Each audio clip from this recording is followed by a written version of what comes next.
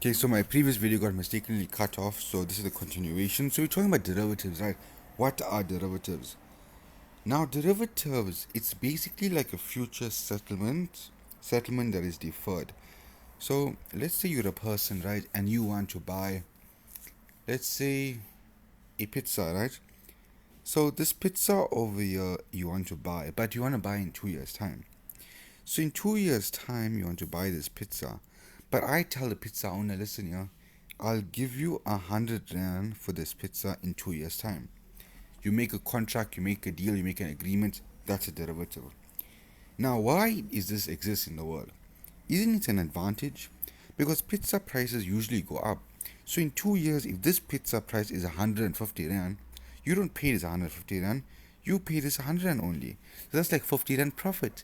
In the real world, the GSC derivatives are like that. If you want to buy gold 2 years time, you can agree to a price now what you want to pay it at. So even though the price goes up, you still buy it at the 100 rand. Now this is a type of gambling because the price can also go down.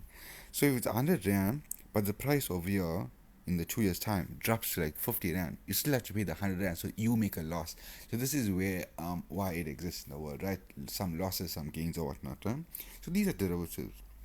If these are traded in exchange, so exchanges are like your JSC, all that, then it's called an exchange traded derivative. If it's not, it's called a non-exchange traded derivatives, right? Now the one we are speaking about, this type of derivative is called a future derivative. Where is it? Future. Okay, so that doesn't say here, but no, it says futures. There we go. So if they want you to explain a derivative, think about the most common one, future, and explain this concept. Okay, crypto markets. Now, crypto markets, right? Crypto market, it's basically a way of giving money and you're getting a token, right? So you're getting a crypto. Once you get this crypto, you can then sell it or you can transfer it to people. Now, cryptocurrency is a new thing because it's more efficient than rands, right? Because if you have money, let's say 5 rand, 10 rand, and if you want to send, let's say if it's a million rand, and if you want to send it across countries, you're going to be approached by the tax man. You're going to be approached by the bank and be like, why are you sending a million rand? All these complication things, all these costs involved. But cryptocurrency is like, okay, you want to send a million rand to America? Let me, in my country, South Africa, buy crypto of a million rand. Send the crypto to the other country, and in that country, they can convert it to whatever currency they using. Done. Simple, right? So, cryptocurrency is a new norm. Obviously, it's a way of exchanging. It's an exchange. It's a market. So it's ways of trading cryptocurrency. So let's say you got a cryptocurrency, and if you want to send it to a friend, you can do peer to peer.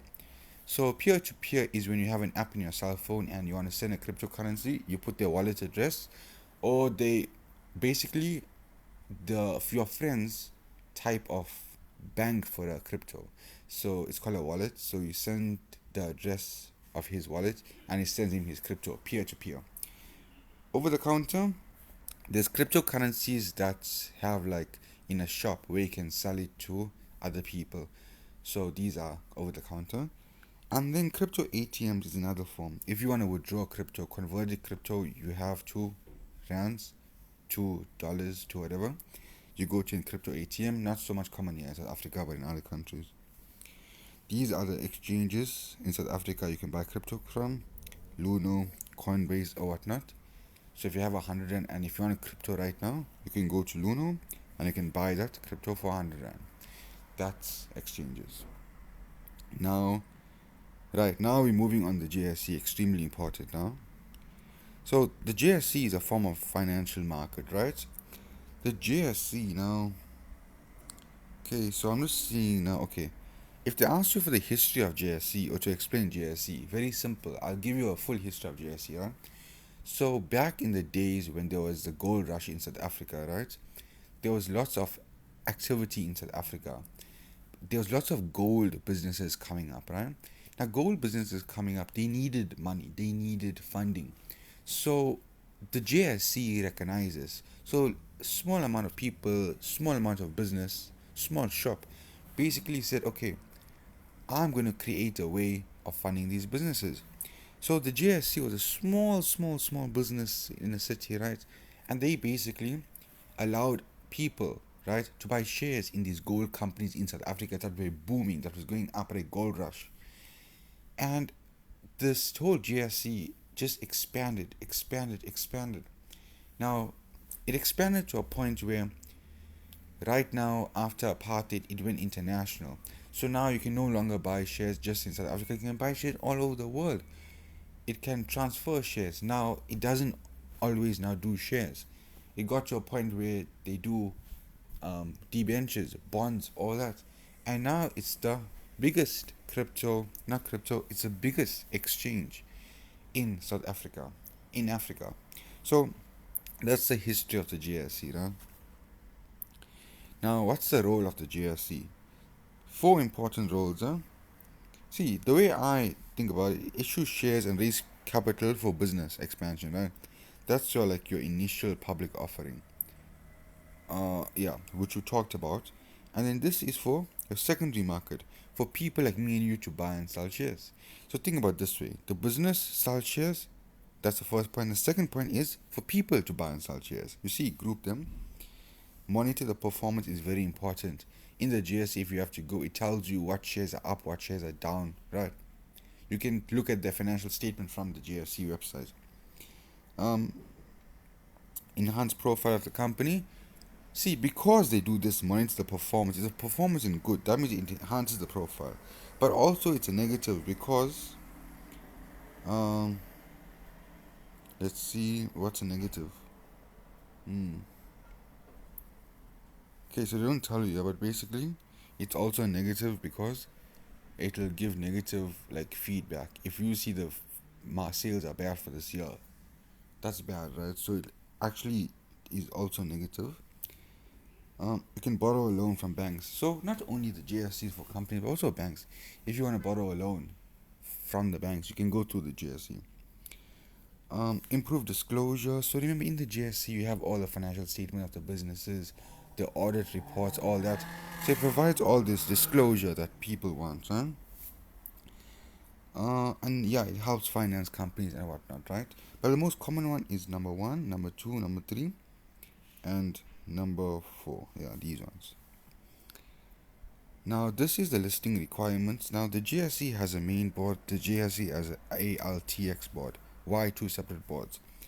This board manages big companies, right? This board manages small companies. Companies that do not have a lot of capital that needs to be issued or whatnot goes through the ALTX board, right? Can you see? They need different minimums. This is big companies, this is small companies. Additional listing requirements. So when you want to list in the GSC, when you want to be put into GSC, you need to follow the King 5 corporate governance. Business needs to be fully corporated governance. You need to follow all those rules. Need to comply with IFRS, right? Need to have odd directors in the company. Needs to show all transactions, trading activities, everything related to the business, the directors, the employees, whatnot. So you need all those stuff to be listed in the GSC. Disadvantages of listing in GSC. Increased cost is number one. So think of this, it's very expensive and it's time consuming. Time consuming, where is it? There we go, wait. Yeah, there we go. Very time consuming. So now you're doing too much of this related to the GSC, or your own business might just fall. Then the financial information on the GSC is all public. So now your competitors might know this information, that's bad.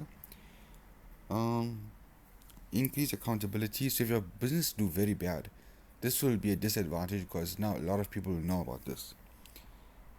Yeah, too much time in the listing process and whatnot, time consuming. Cost of listing again. So cost of disclosure, but cost of listing is also very expensive because yearly, monthly, you pay a fee. You see, that's a problem. Increased responsibilities, too much responsibility to list in GSC. Lots of rules. Besides the GSC, these are the other exchange markets we have here, right? Alternative methods of obtaining a listing. Besides the listing on a GSC, on like a public platform, you can do introduction. So if you have a lot of shareholders in a company already, you can just be listed in like a market or an exchange, right? because you do not need a public offer. You do not need to do an introduction who you are to get shareholders. You already have shareholders.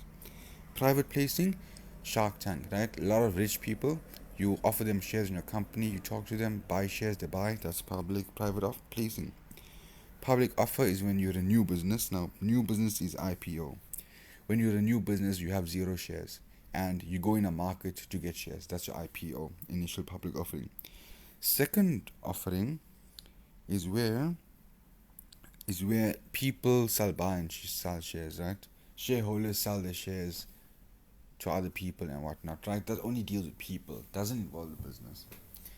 Then backdoor listing. So let's say you have a well-known company that's already listed in the GSE. So if your company is a friend of that company, you just tell that company, listen, I also want to be in the GSE. So that'll help. So that company will make the company in the GSE as well. That's backdoor listing, right? The GSE derivatives, I told you what's a derivative, right? So it has all different types of derivatives. The most common derivatives are futures, which I discussed earlier. Then you also have the debt market. You can issue on the GSE debt or bonds. I told you debt are loans that you issue out. So if you're a company and you want R1,000,000, you issue it out in the GSE, you get the R1,000,000, but also you have to pay interest to the person who gave you that R1,000,000. Debt and bond. Debt, debentures, and bonds. Debt market. So yeah, that's all for this video. This is the second section and this will continue till I finish the slides.